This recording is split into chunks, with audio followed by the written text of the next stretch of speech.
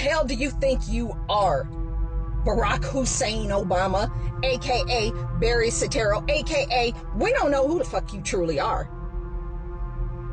We don't know who you are.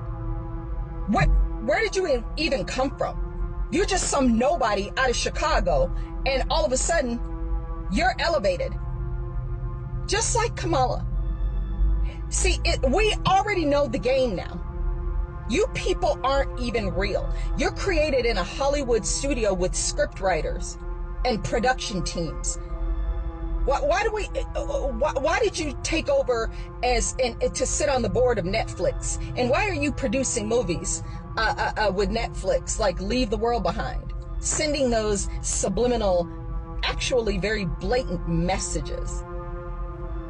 Because you yourself there, Barry, are nothing more than a figment of everybody's imagination, and now you're pissed off because black men are seeing through all of the facade and the Hollywood bullshit. Propaganda has worked out well for you, hasn't it there, Barry?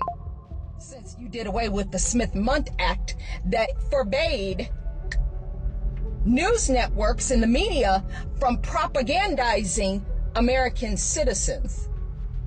You made sure that went away so you could pour as much propaganda into this country and the minds of consciousness as you possibly could, you son of a bitch. I spent 7 years of my life fighting your administration, you and Biden, by the way, for my husband's military benefits. My daughter died because of Obamacare. I don't give a fuck about you. And I will be glad when we do not have to see you in the mainstream anymore. Take the money you stole and go back to Kenya. We could care less, honestly. But back to the point. So here we go with you, Obama, once again trying to convince black men that the last 4 years of financial Armageddon didn't happen with Harris and Biden being in the White House with you down there in your pajamas and your sweats, you know, pulling strings like you said in that 60 Minutes interview. You think we've forgotten about that?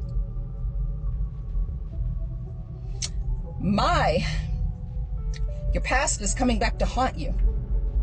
We know you people are fake as hell. You were created in some Hollywood studio. None of you are real. Tim Waltz, all this craziness is coming out about him. You're not even, I have no idea how these people take you seriously and think that you're saving democracy. You're only bringing communism. That's it. You're communists. You're Marxists. You're true believers. And you have been trying to destroy this country since really 2004 there, Barry. Should talk about your international trips before you were a public figure. You don't get to mock black men for not wanting Kamala Harris. Nobody is intimidated by her. Nobody. She might not even be a real prosecutor. You could have made that up too. Barry, it's not going to work this time. This is not 2008. You're using the same tactics and you're pissed off because people are not falling down at your feet worshiping you. You don't care about black folks. The only black folks you had in the White House were athletes and celebrities. You didn't give a fuck about the rest of the people. When's the last time you and Michelle went to a youth center on the south side of Chicago? Don't worry, I'll wait. You're not black. She's not black. And I don't give a fuck about color, dude. I don't vote vagina and I don't vote color. I vote on principle and I vote my money.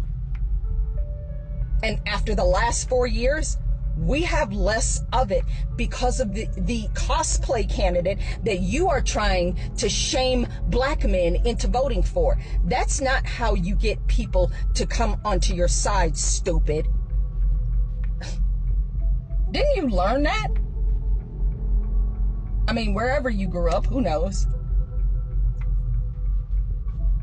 So, go away, Obama. Nobody's listening to you. You're not going to. Black men who have already made up their mind to vote for Trump, they're voting for Donald Trump. Because guess what? At the beginning and end of the day, asshole, the only color that matters is green.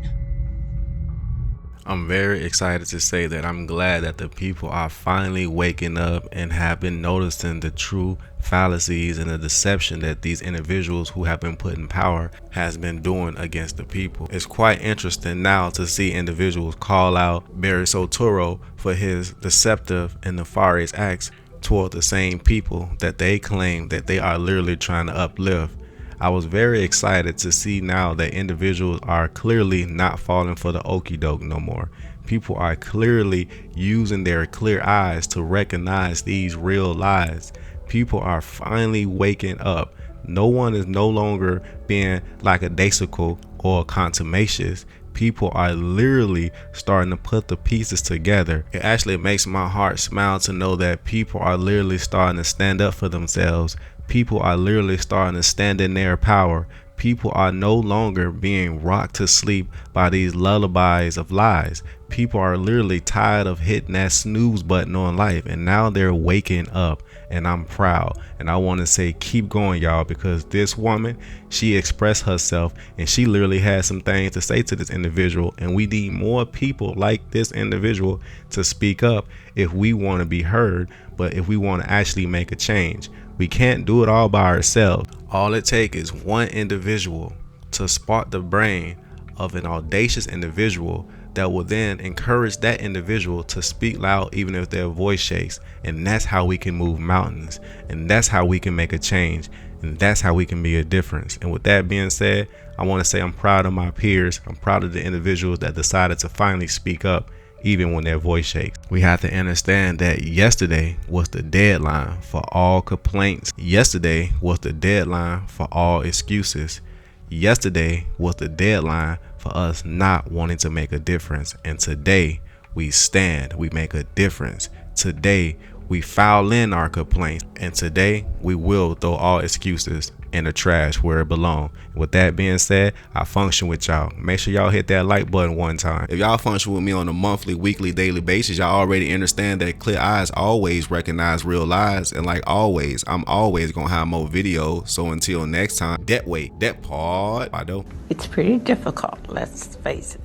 I felt like this was going to be a very hard life for both of them. It was an unraveling mystery. It was kind of a distraction tactic. It's like you took them one way and... Michael and I also want to acknowledge... I mean, this dude is a genius.